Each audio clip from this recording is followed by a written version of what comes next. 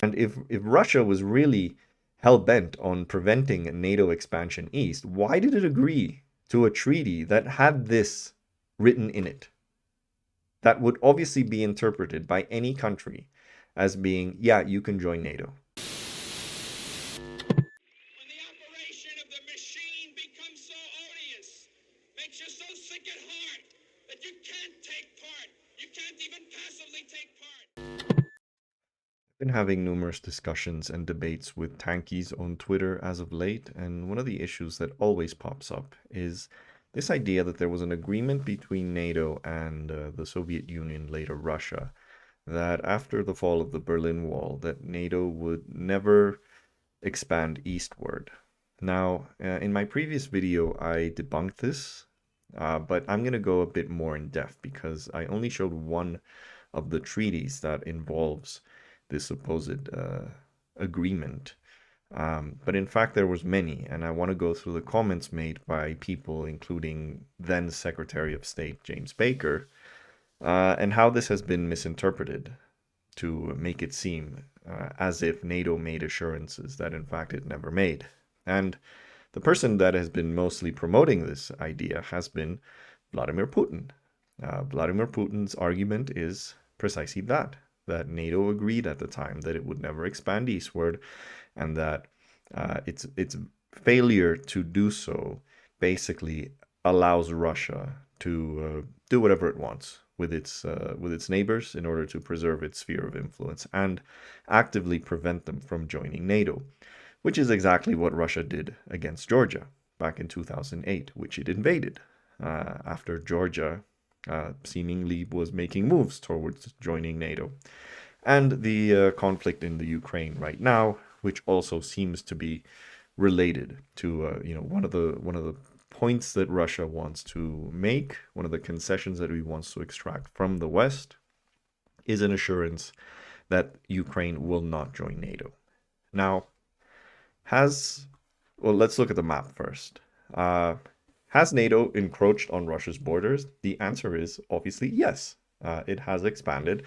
There are numerous countries in NATO now that border Russia, basically the Baltic states, the three Baltic states, Latvia, Lithuania, and Estonia. I mean, Norway previously also, and Turkey at the time bordered the Soviet Union anyway. But anyway, uh, and well, we can see that almost every previous Warsaw Pact nation is now a member of NATO. Um, Obviously, the some of the former Yugoslav republics are not part of it, like Serbia, but yeah, and Moldavia is another one that hasn't joined NATO. But all the other former Warsaw Pact countries are now part of NATO. So, from a Russian perspective, is this encroachment? Yeah, I do think that they have reason to feel that NATO is stepping into their backyard. Now, my issue with this is that I don't think any nation should be considered any other's backyard. As a Latin American, I do not like it when I hear that Latin America is the United States' backyard, or as Biden recently put it, uh, their front yard, which I think is just as bad because he's still not seeing us as as another house in the neighborhood, but we're still a yard to the U.S. So I'm not cool with that. And using that same principle, I'm not cool with any country, even if it borders Russia, to be considered Russia's backyard. I do not fall into these games of great powers bullying their neighbors. I think as a leftist and as a socialist, you should oppose this, regardless of who is doing it, regardless of whether the country that is doing the imperialism and the bullying is the US or the West or anti-US or anti-West. It's wrong either way. So, as a believer in the sovereignty of every country to decide their own security arrangements, I think any country, whether it's uh, whether you're a neighbor of Russia or not, if you want to join NATO, go right ahead. If you want to ally with Russia, go right ahead. I would also oppose any country that is a neighbor of Russia that doesn't want to join or rather that does want to join an alliance with Russia, I would oppose NATO pressuring them into not doing it, because they have the right to do what they want.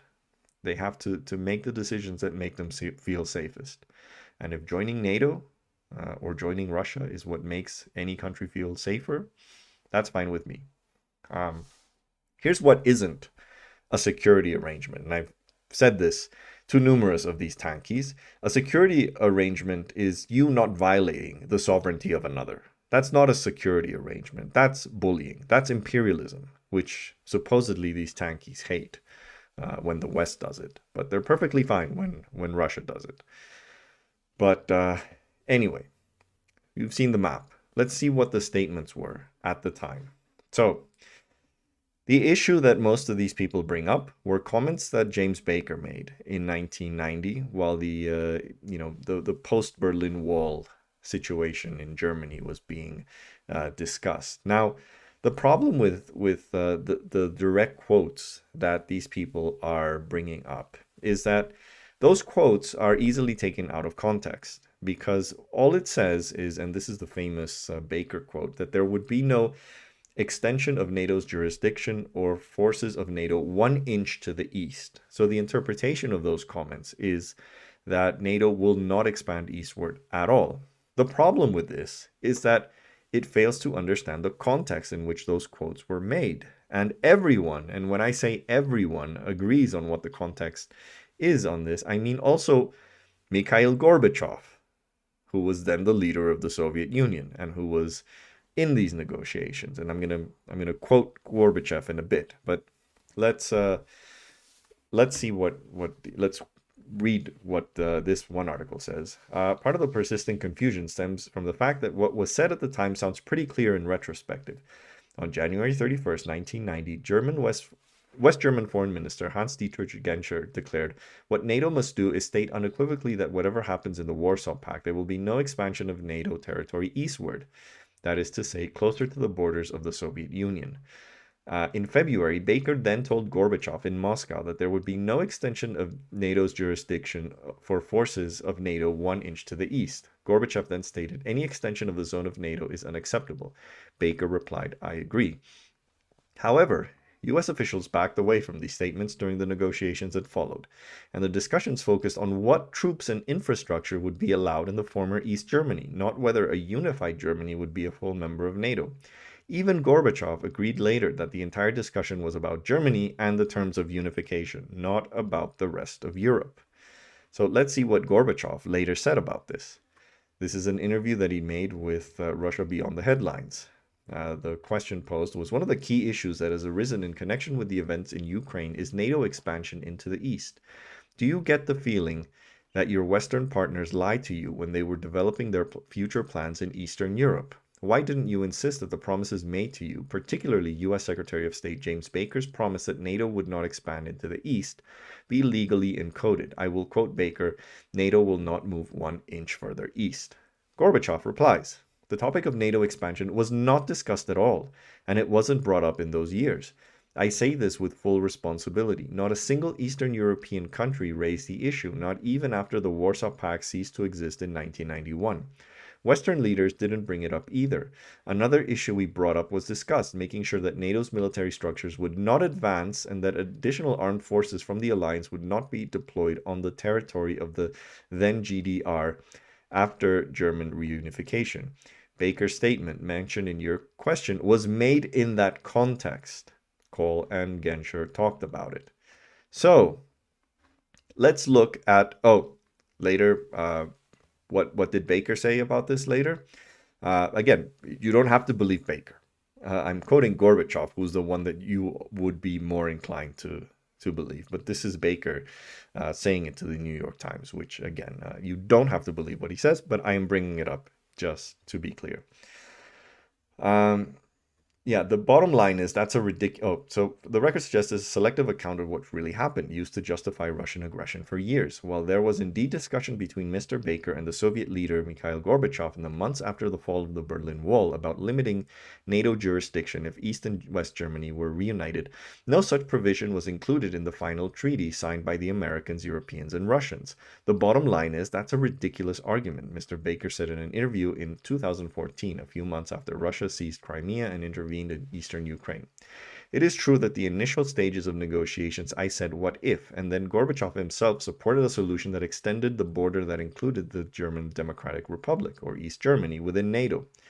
Since the Russians signed that treaty, he asked, how can they rely on something I said a month or so before? It just doesn't make sense. So, here's the problem. The argument that the tankies give is that, because there isn't anywhere any treaty where this is written, they have to give the argument that this was a gentleman's agreement. But here's the problem with that argument. If there was a gentleman's agreement at the time, let's assume that there was one. Let's assume that there was this understanding that NATO would not expand eastward. Why was this never eventually codified in any of the treaties that followed? This seems very strange. Why would the Soviet Union in 1990 and Russia afterwards agree to treaties that did not specifically mention or not specifically prohibit NATO's expansion eastward? I'm sorry, but there is no logic behind this. There is no reason why Russia would have accepted these treaties if they were fixated on having this provision in them. So let's look at those treaties, because I don't want this to just be my opinion on this or my interpretation of what people said many, many decades ago. Here is the, this is called this was basically the treaty. I forget what the shorthand, yeah, the Treaty of the Final Settlement with respect to Germany. So this was the treaty that basically allowed German independence. Sorry, not German independence, German unification. So the key article here is Article 5, which has various paragraphs relating to the withdrawal of Soviet troops, things like that. And the third paragraph is the interesting one. Following the completion of the withdrawal of the Soviet armed forces from the territory of the present German Democratic Republic and of Berlin, units of German armed forces assigned to military alliance structures in the same way as those in the rest of German territory may also be stationed in that part of Germany, but without nuclear weapon carriers. This does not apply to conventional weapon systems, which may have other capabilities in addition to conventional ones, but which in that part of Germany are equipped for conventional role and designated only for such. So what does this mean? This means that the new unified German armed forces can be stationed anywhere in Germany, including East Germany, insofar as they don't bring nuclear weapons with them. Now remember, Germany is not a nuclear state, but Germany, like a few other NATO countries, has the ability to use nuclear weapons provided by some of the nuclear powers, namely the US, if need be, in the event of a war, against the Soviet Union at the time. So they didn't have nukes, but they had access to nukes if authorized by the US, or probably Britain as well. Now, here's the final bit, and this is really the kicker. Foreign armed forces and nuclear weapons or their carriers will not be stationed in that part of Germany or deployed there. So what does this mean? This means that there are basically no non-German NATO forces in East Europe. And you know what? That has been the case since. There is not a single NATO base in the former East Germany to this day. Every single base in Germany occupied by a NATO armed force that isn't Germany is in the former West Germany. So NATO has kept its promise in terms of what was in this treaty right here. There is no NATO base in East Germany, and there never has been. So let's fast forward. In 1997, NATO and Russia signed the Founding Act. And I'm going to rehash what I said in the previous video because this is relevant again. So this was on mutual relations, cooperation, security between NATO and the Russian Federation, signed in Paris, France. Now, let's imagine for a second that the by 1997, there were signs that certain countries in Eastern Europe wanted to join NATO.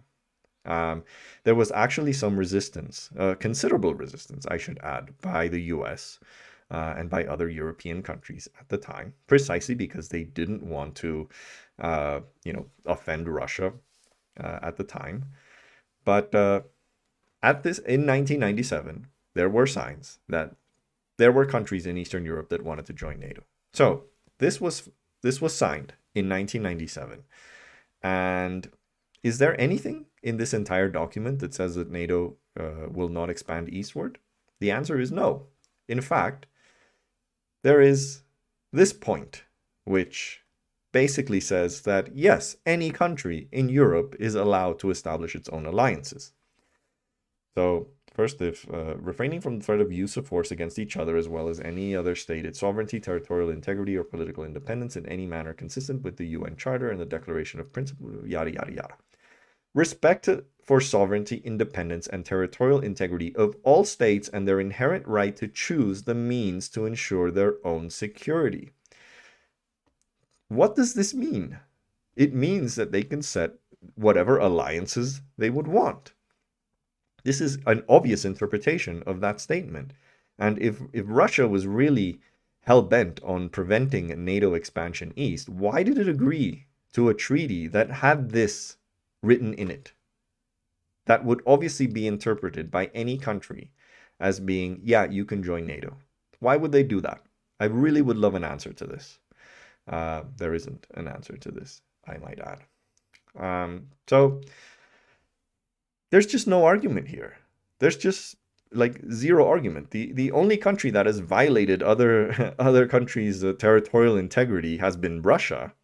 What they've done to Georgia and Ukraine, the only treaties that have been violated have been by Russia, which violated a treaty. It was a 1994 treaty, I believe, on respecting Ukraine's territorial integrity in exchange for Ukraine giving up its nuclear weapons, which were, legacy weapons from the Soviet era. So Ukraine signed a treaty with Russia, agreeing, and with other, I believe, also some of the Western powers signed that treaty. Russia violated it. The tankies defend the takeover of Crimea by arguing that Crimea is primarily Russian, and that it wanted to join. Well, there were ways to do this, but I'm sorry, I'm not going to respect the legitimacy of a referendum taken after you've taken them over. A clear violation of international law, which again, tankies don't really care much about. Now, let's go back to the original issue of NATO encroachment on Russia, which again, I'll repeat it. Yes, if you look at it from this map, it does look like NATO is encroaching on Russia. Now, there are also a lot of tankies, and Russia also claiming that NATO is intensifying the scale of its deployments, not just now as a result of the crisis, but in recent years has deployed troops into former Warsaw Pact territories. And that is true, except for one convenient thing that the tankies always forget to mention, and that is that NATO really didn't have any troops deployed in the former Warsaw Pact countries or former Soviet states until Russia invaded Ukraine in 2014 and started funding its separatists. So here's, if you don't, again, you don't believe me, here's the U.S. Department of Defense every year publishes a base structure report, which shows how many troops, how many bases they have in every single state, as well as every country around the world. Let's look at the fiscal year 2014 edition, which is the one right before the Crimea crisis. And let's look at how many troops the US had in Eastern Europe. And we go all the way to the bottom. And okay, so let's look. Here's where the foreign countries are. Let's see how many bases here in let's look at Hungary, former Hungary. There are 60, 60, 60 service people in Hungary. I don't know if you're all aware about how many you need to actually have like any kind of real combat capability, but you would probably need at least a battalion, which is in the hundreds. So 60 is probably military attaches, maybe some guys doing training. This is not exactly a deployment. And where it says other means that there isn't actually a base there. Let's see, Poland. Let's look at Poland because Poland has been is one of the countries that Russia basically wants NATO to withdraw from all the former Warsaw Pact countries. Poland, there is a grand total of 12 people, 12 service people in Poland. Wow, uh, incredible! An entire army corps stationed in a NATO army corps stationed in Poland, made up of 12 people. Which one you want to see? Latvia. Latvia, one guy, one person. Lithuania, 2 people. Estonia, where's Estonia? Estonia, 3 people. Wow. Let's look at Romania. Romania, where are you? Romania. 15. Bulgaria. This is getting boring.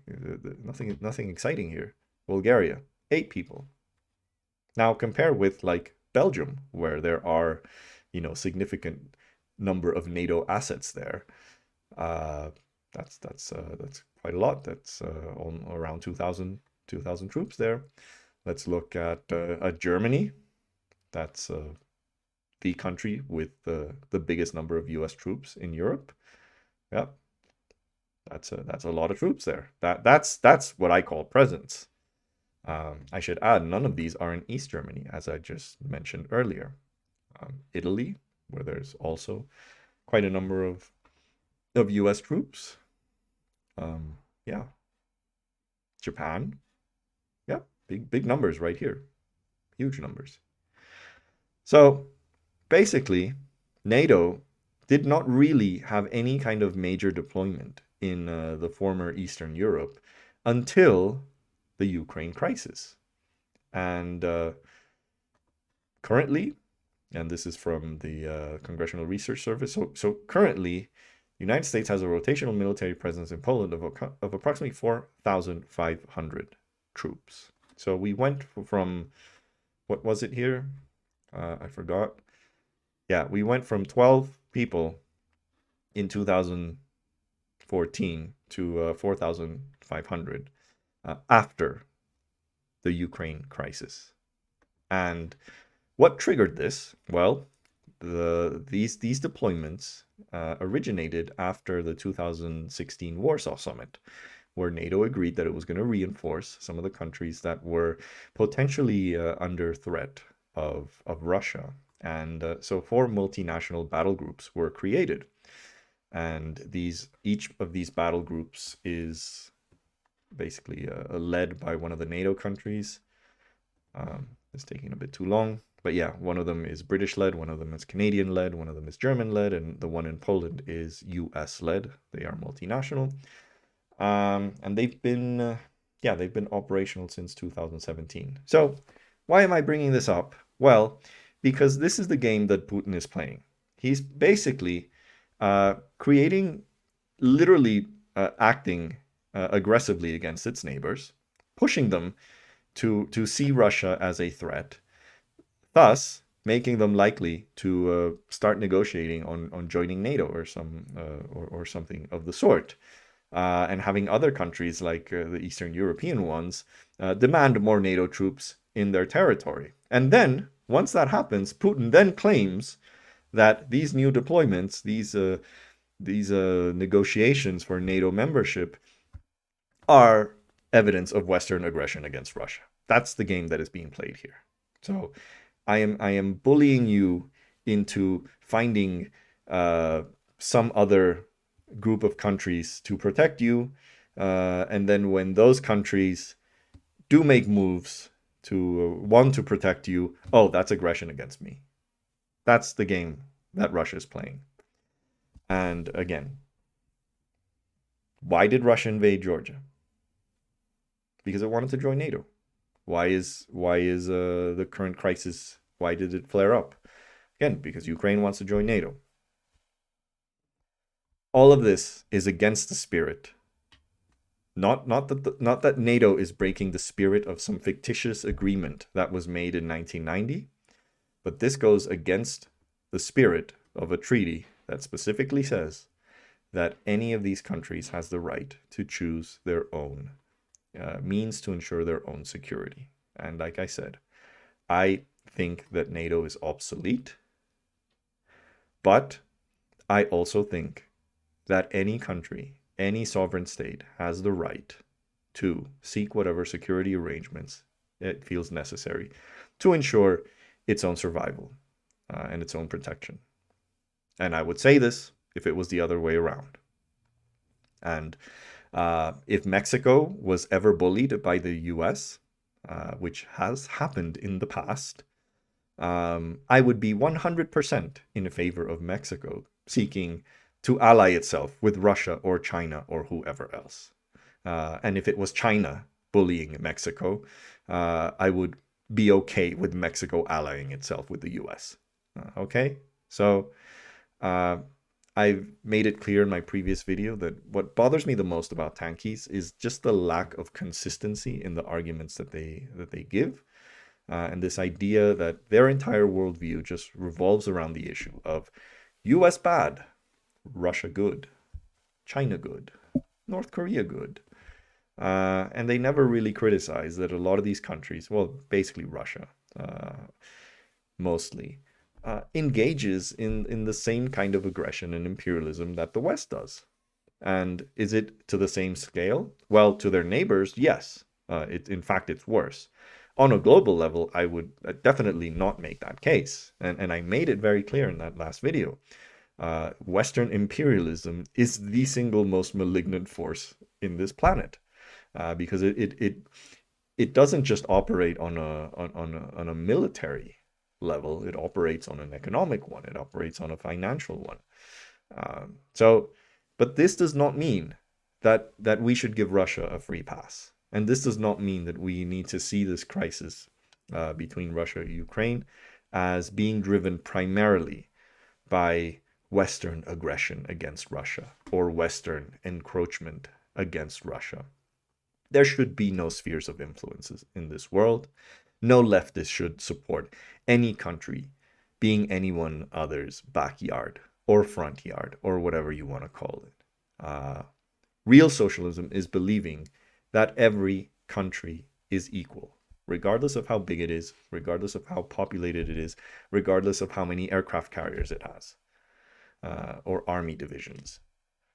Countries are equal and they deserve the right to their sovereignty and the determination of the policies that will make them safe. So that is all I have to say about this issue. I'm sure this video is going to offend all the tankies. Believe me, I do not care. If anything I said here is factually incorrect, or you disagree, or you want to call me a CIA plant shitlib NATO operative, feel free in the comments. I really don't care. And on that note, if you like this video, please like, please share. Most importantly, please subscribe to the channel for more official NATO CIA funded talking points, which I'm sure at least one person is gonna say that in the comments. Anyway. See you.